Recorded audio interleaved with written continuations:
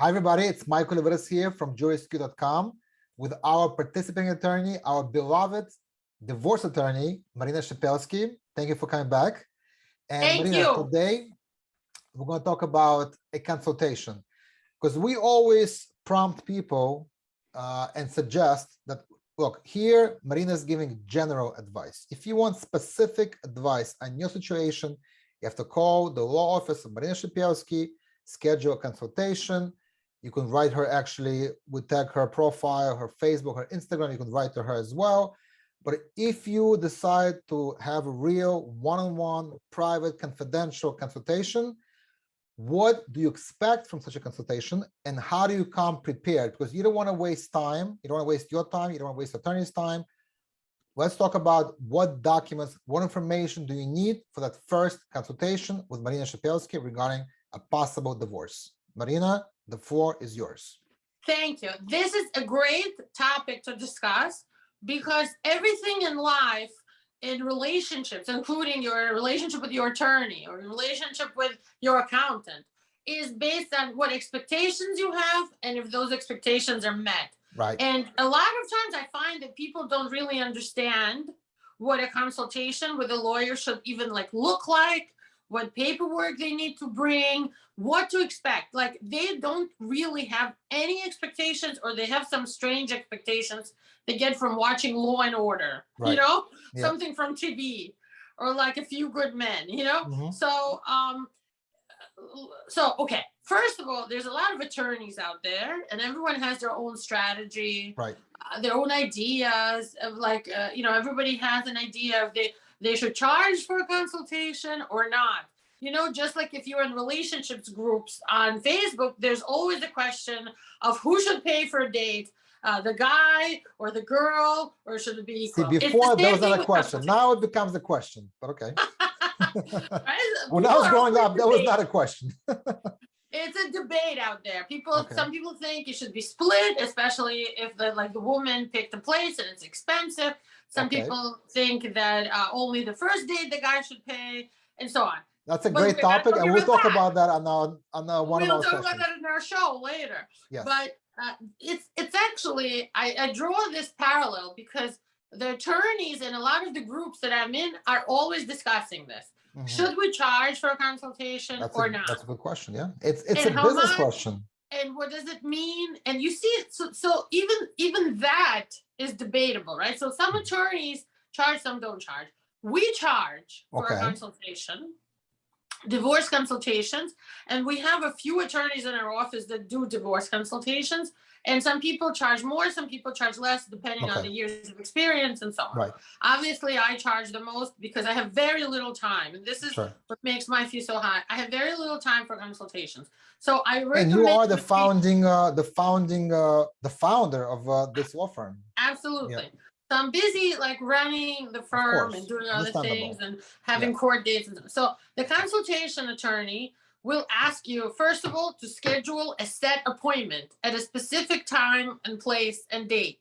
Right. We will have to arrange to do it by Zoom or in person. We now have the in-person option since COVID pandemic kind of, tapered off. Not to say that it ended, but it's left. Right. So you have the option. If you're coming in person, even if you're coming in person, I should say, we expect you to talk to our legal assistant ahead of time. She will collect from you the following paperwork. If it's a divorce consultation, we want to see 3 years tax returns for you and your spouse.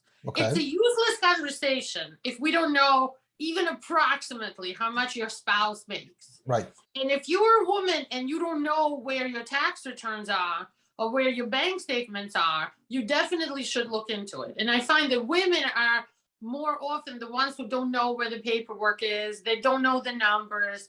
They don't know the family budget. So the minimal we ask you is for the last 3, preferably, years tax returns for you and your spouse, W-2s, 1099. So we understand how much you both earn, to understand if there's going to be a lot of fighting.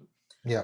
If you have pension funds, investment accounts, checking accounts, houses, summer house, marital house, whatever you have, at least give me an idea of the address and where it's located, so we can look up the values, or if you have maybe a mortgage statement at home or like a property valuation, I would love to see that too.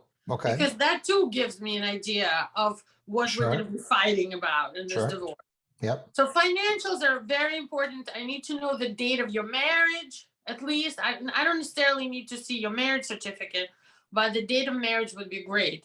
If this was a religious marriage, we still consider that a marriage. And I've had cases where like people had the religious ceremony, either never had the civil ceremony or had like a much later civil ceremony. I'm still going to argue that a religious wedding date is when you actually got married. Okay. I don't know if this is, sorry about that. Yeah, you got a lot of sitting in sunlight front in of your a eyes. window and the sun is in my face. Yeah. Yeah. So that's important. And we have somebody collecting all this before the consultation. Okay, that's and good. then before we even talk to you, we review what we have. That's important. Because I hate to have our attorneys review in front of the client.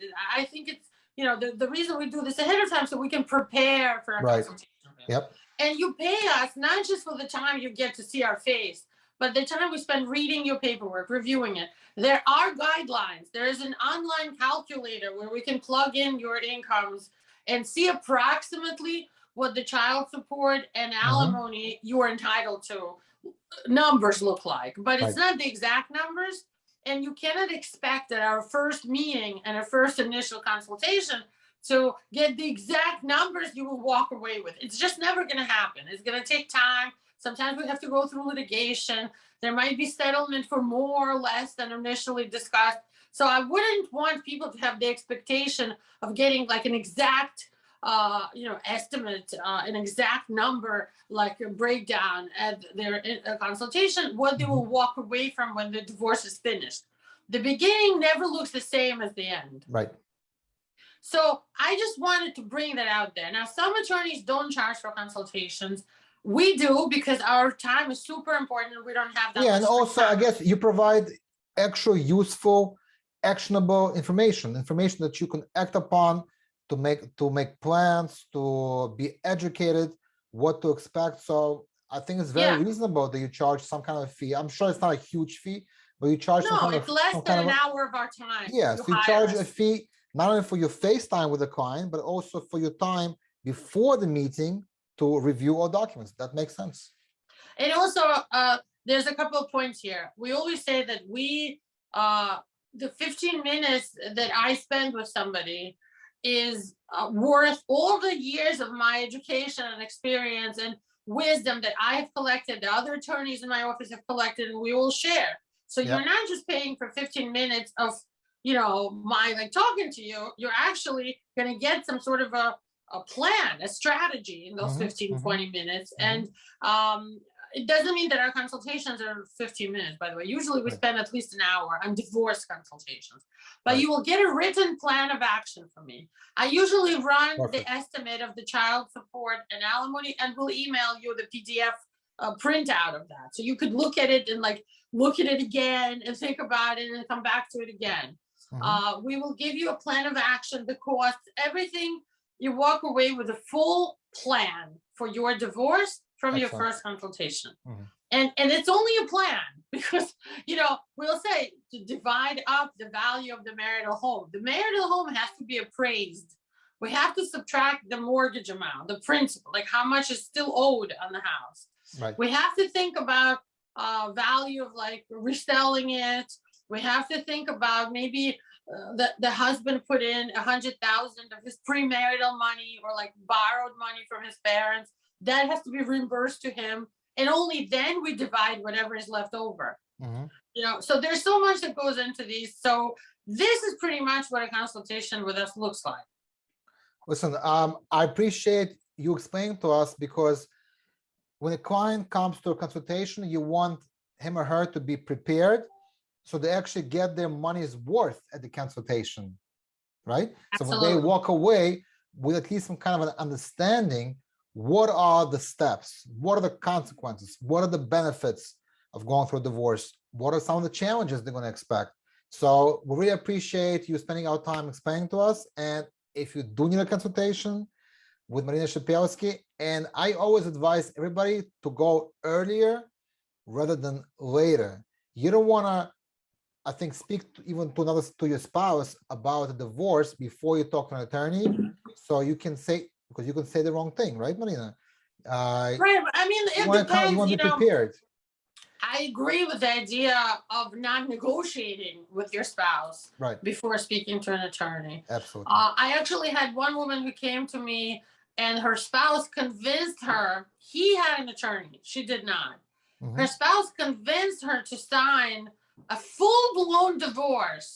What? Under like some sort of a lying pretense. Like he said something to her about, it's just temporary, my finances are bad, I don't want Wow. you to get in trouble, IRS is after me, I don't want you as my spouse to be going to jail. He convinced her to Very write sneaky.